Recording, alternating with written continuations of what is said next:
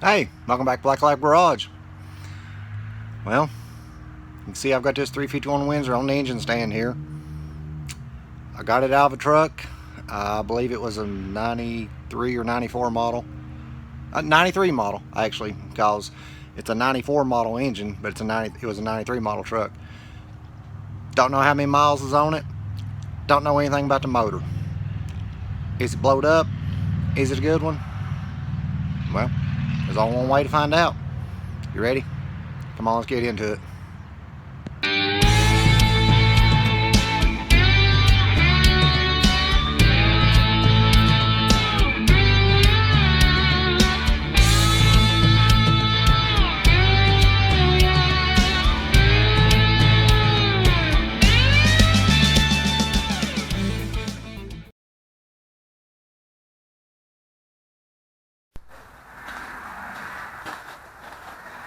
Man, there's so much pollution crap on these motors, it's hard to tell if there's even a motor underneath it. Well, hello, Mr. Spider. Sorry to wake you up.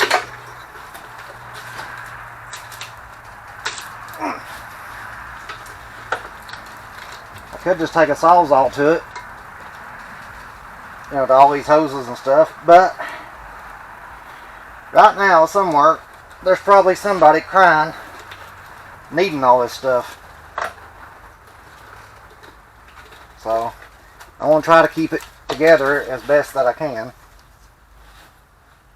Even though I'm not going to need it.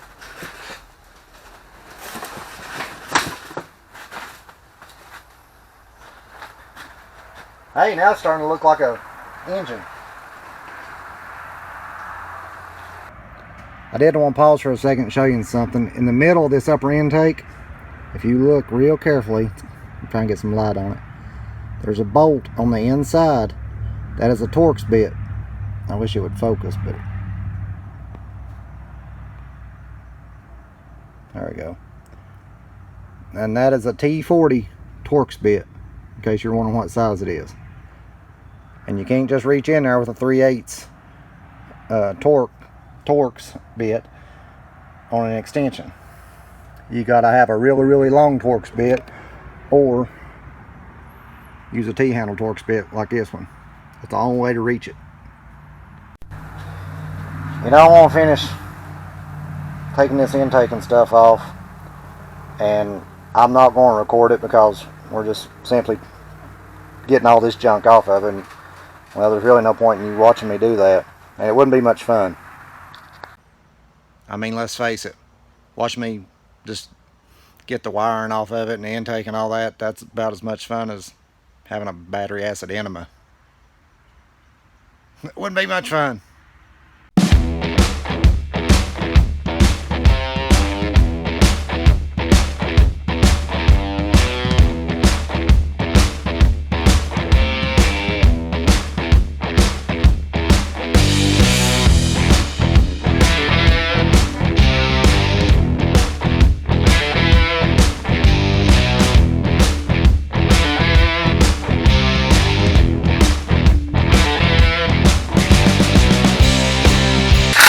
I can see it's had a new thermostat put in it.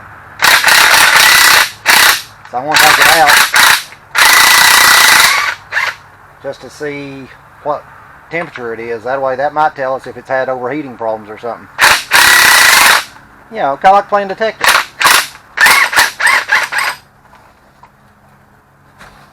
The original temperature should have been like 192. And so you can tell that's not an original Ford thermostat or a Stant, and it is 195, so it's not had any overheating problems, so that's good. Look, we're finally down to what looks like a small block Ford. Just pull the distributor out, because we're not going to be needing that anymore. Gear looks good, which I honestly don't know if this motor, I know it's a roller block, but I do not know if it has roller lifters or flat tappet lifters, because with the F4TE casting, that means it is a roller block, but they made them that had roller cams and lifters, and they made them Even though it's a roller block, they had flat tappet cams and lifters, because they will interchange even in the roller blocks. I don't know which one this is, but we're going to find out right here in a second. Like I said, even if it doesn't have roller lifters, I've got a set of roller lifters and another motor, so that's not a big deal. I just wanted the block.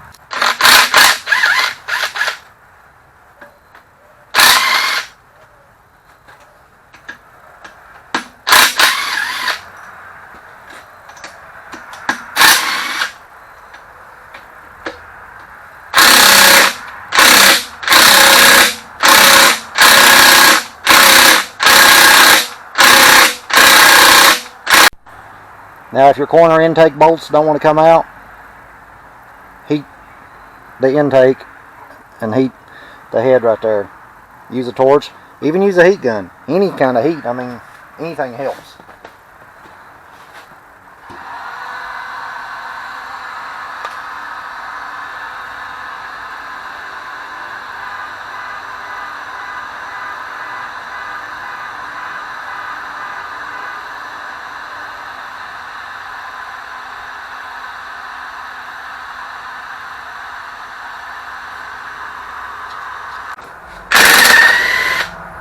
A little bit of heat works every time.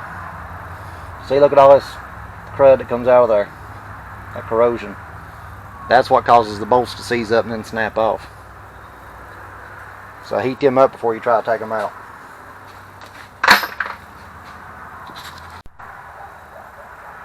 And sometimes, even when you heat them, they'll still break. That right there did. But it don't matter because we're not using the heads or anything anyway. But they're not that hard to get out either. Alright, let's pry this intake off and let's see if it's got roller lifters or not. Might come off easy. I don't think this motor's ever been apart. Matter of fact, looking at the intake gaskets, I can tell you it's not ever been apart. And no, it does not have roller lifters.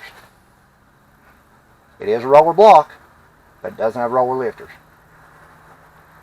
That's not a big deal. We're okay.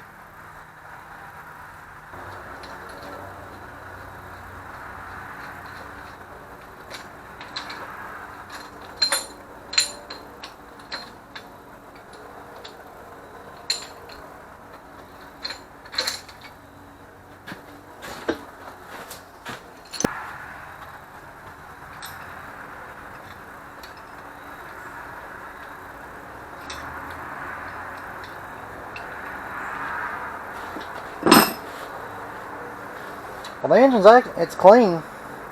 You know, I mean, there's a little bit of buildup here and there, but I mean, it's not bad at all.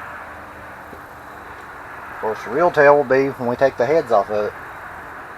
So let's take one of the heads off of it. Alright, so let's yank one of the heads off of it and see how bad it's warped.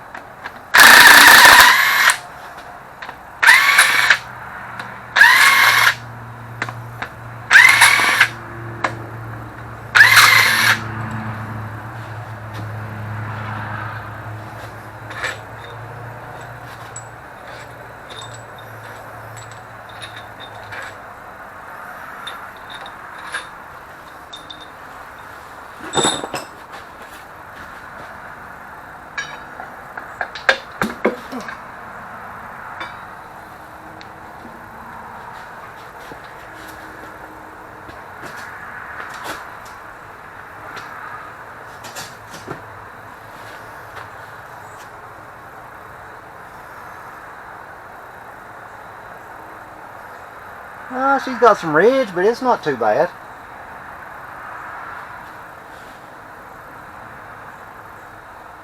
Motor's never been rebuilt. There's no stampings on the pistons.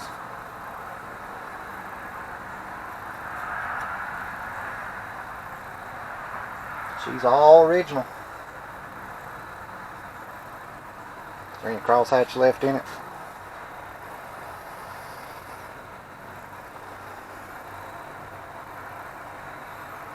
No, it's wore the crosshatch out. You see, these engines here, when they went to the roller block, you know, the Mustang had went to metric rings in '87.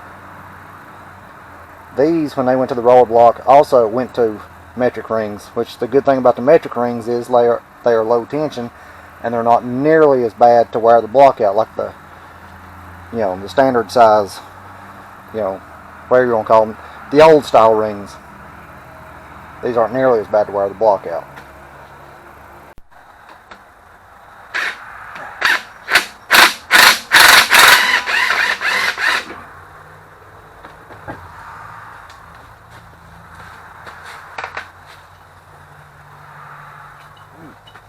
She's got a pretty good groove wore in her.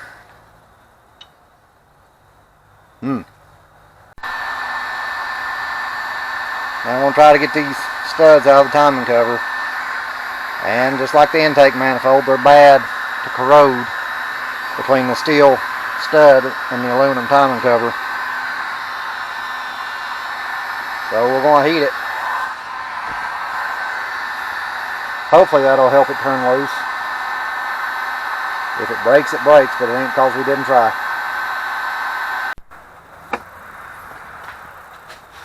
Camera turned off on me there. I'm sitting there working it back and forth, little by little.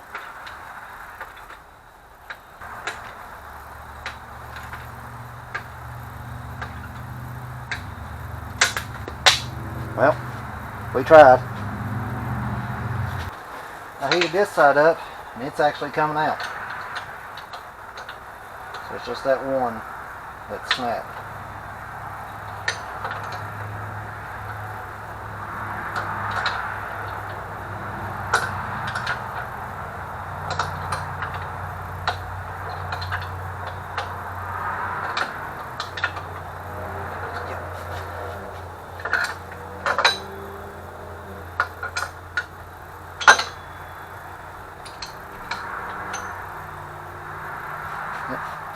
This side's coming out.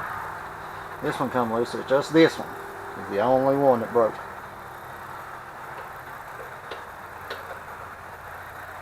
And this is why you always use anti-seize when you put these things together.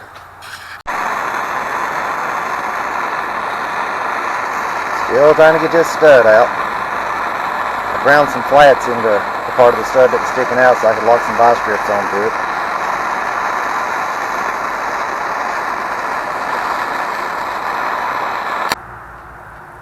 Hey, look here.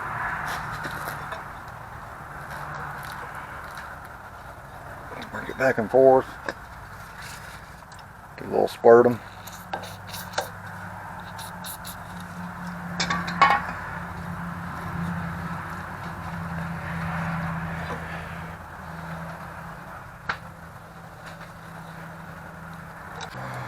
So the real question is the stud actually coming out, or is it just broke and spinning around and around in the timing cover?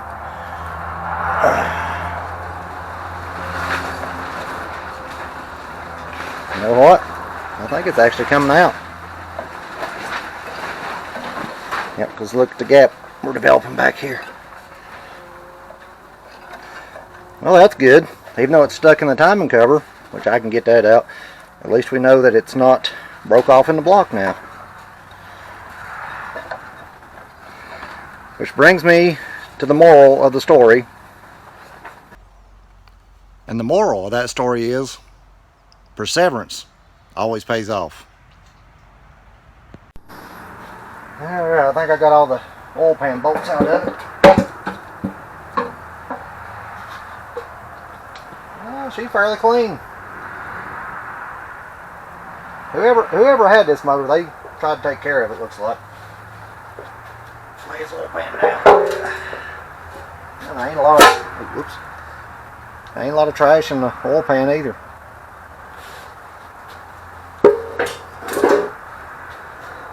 see. Well, we got the football rods in it. That's good. So I guess let's take the oil pump pickup, or oil pump and pickup off of it now.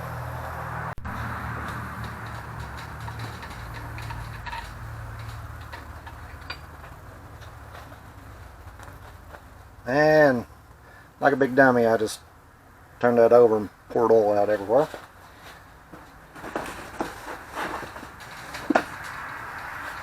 And the oil pump drive shaft. That ain't twisted, which it's harder to twist one in a Windsor because they're 5/16, but 289 302s are a quarter, and I have seen them have a twist to, I mean, I have seen them run plumb in half, but I have seen them just come out and have a twist to them. That's why you always run a hardened oil pump drive shaft. Get this old nasty oil pan gasket off of it. Throw this away. I should be able to go ahead and take the, yep, take the timing cover off of it. We won't be reusing that one, because we'll have to use the one off of the 302. Factory double roller timing chain. Of course, you can see she got a lot of miles on it, but still better than the, well, you've heard me say this before, a good single row chain is better than a cheap double row chain, because a cheap double roller chain will stretch more. Right, so I'm getting tired of this dipstick tube sticking out.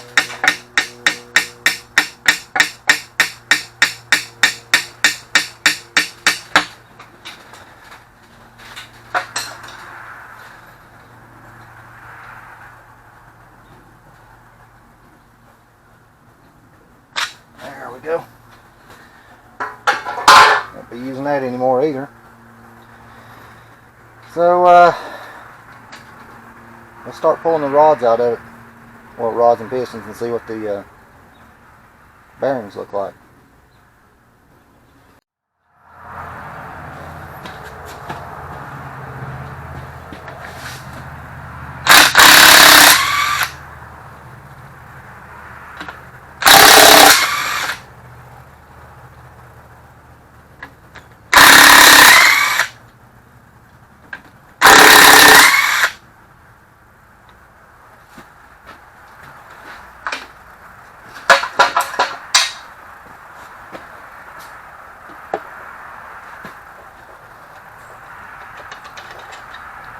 And naturally the bearing stayed on the crank.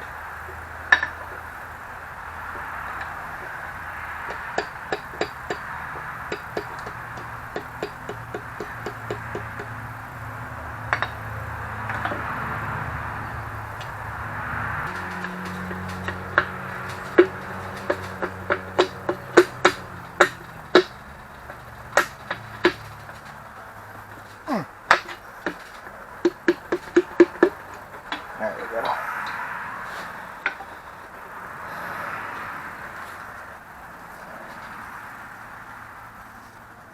There's barely any copper showing. I mean, it's wore, but I've seen a whole lot worse.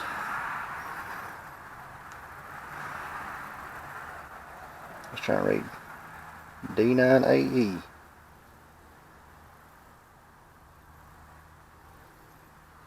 And this height for the bearing here.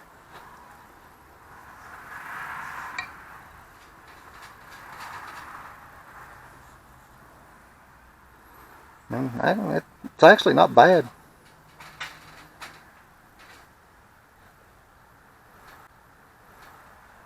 We'll have to measure the crank, but I think the crank will be alright just with a polish, which is rare for a Windsor. Definitely won't happen with the old model Windsor.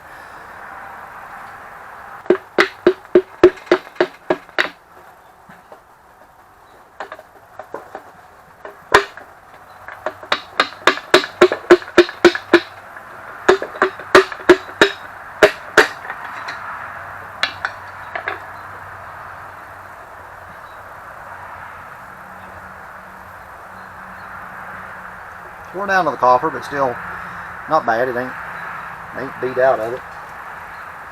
So I'm going to go ahead and knock the rest of these rods and pistons out, and then we'll take the crank loose, see what it looks like. Well, I got all the rods and pistons out, and all of them look pretty much the same. Like this one here, hopefully you can see it. It's just starting to wear through to the copper. And the other side hadn't wore through to the copper yet, but I mean, they all look good. In case you're wondering when I said football rods, this is what I mean. Because just like most Fords, not all, but most Fords, if they had a heavier duty truck rod or high performance engine rod, they usually had the football headed rods. Because the regular square cut will be cut straight across, and will have a square looking rod bolt in here. And they were weaker than the football rods because these having the extra meat right there.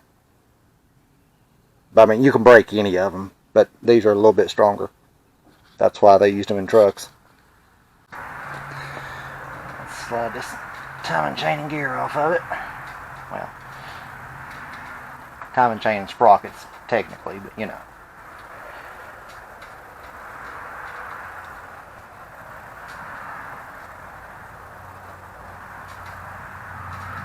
It's got a few more miles left in it, but I'm not going to hang on to it, don't worry. Alright, let's pull some main bearings out of it, see what they look like.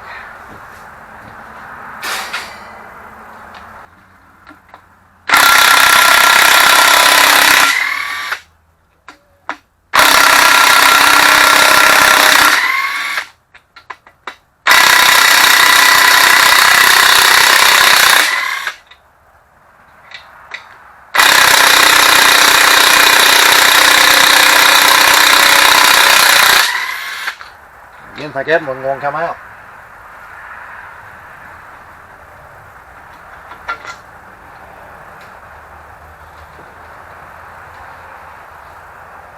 Yeah, not bad. I've seen a whole lot worse come out of a Windsor.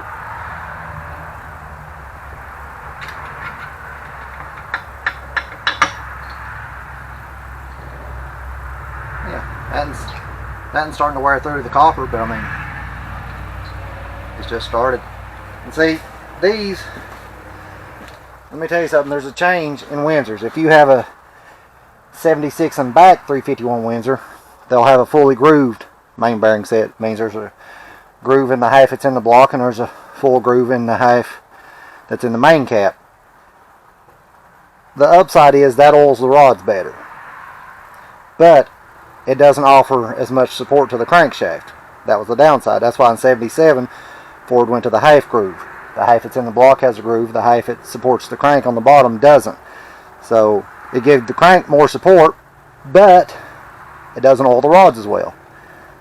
See, there's give and take. But when we go put this together, I've got a solution for that I'll show you. Well, I think it's a solution. You know, I'll let you be your own judge on that. So let me pull the rest of these main caps off. And there's the center main with the thrust bearing. Actually, it looks alright.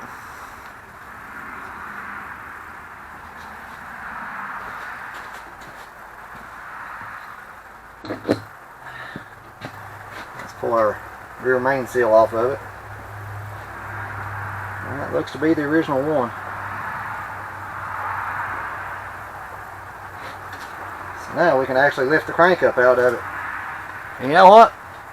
Even though it's only 351 cubic inches, this is not a light crank. This is not like a 289 or 302 crank. These cranks are heavy.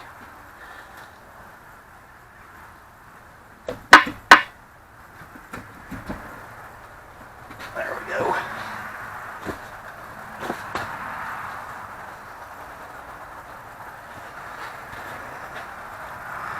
Let me clean these bearings off and I'll bring you in here. You can see here now, you can see the groove I was talking about in the block half of the main bearings. And they all look pretty good. This one here's got some copper showing through, which, I mean, the front main bearing always takes a beating because you got to think you got the tension from the camshaft, distributor, oil pump drive, and all that up here. But it actually looks pretty good. I'm surprised. Now, pull these 2 bolts out. This camshaft retainer plate.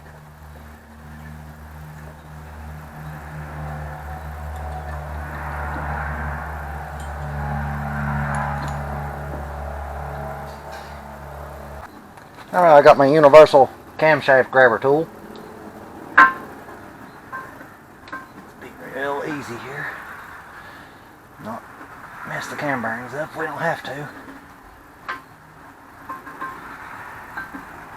Now look at the cam bearings. See how bad or good they are. Alright. Put some light on here. Cam bearings are actually really good. I'm surprised. I mean, yeah, I will replace them, but they're actually good. Now, something that you need to check on these roller cam blocks for the 351 Windsor is right in here. Some of them have been known to crack. It's directly under the bosses where those bolts hold the spider down. Sorry if this light's in the way. I just trying to make sure you could see it. But you want to check them, just make sure that you don't see no cracks.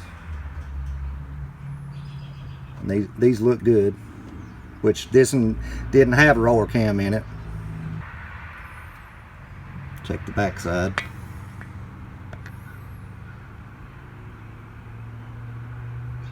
Yeah, we're good. What it is, it's those bosses right there. You know, that bolt goes down through it to hold the spider down. Well, it's not too bad as long as you use the factory bolt and stuff, but it's blocks that people have converted to roller cams, and they use, you know, another bolt that is too long, and it ends up putting pressure down in there, and it splits the block from there down. So make sure that you check those really good if you have a roller block. Because you definitely don't want to be spending all kinds of money getting ready to build this thing and then spot that is cracked and the block is now scrap. Unless you know somebody that can weld your block up for you or something, and then rebore the cam tunnel and all that, and that would probably cost more than just getting another block. So now we know this is a good 351 Windsor. It's a good candidate to rebuild and put in this Mustang. You know, 'cause I really didn't know anything about it. You saw as I saw as we was tearing it down. It's right on the borderline of needing to be bored. We probably will. I mean, I'm staying within a budget, of course, but I don't want to just slap anything together, and I'm not going to show you to just slap anything together. The crank, I'll measure, but I think the crank will be all right to just be polished. We will put new rod bolts in the rods, have the rods resized, because if there is a weak point in those, it is the rod bolts. Outside of that, I mean, it's pretty straightforward on putting it back together. So I hope you learned something, and take 1 minute and hit the like and hit the subscribe. I mean, like, do it now, right now. I'm listening. Okay. But I appreciate y'all watching. And remember, always remember, listen to more Goose Creek. And stay tuned. Me and the pups will be back with another one. See yous.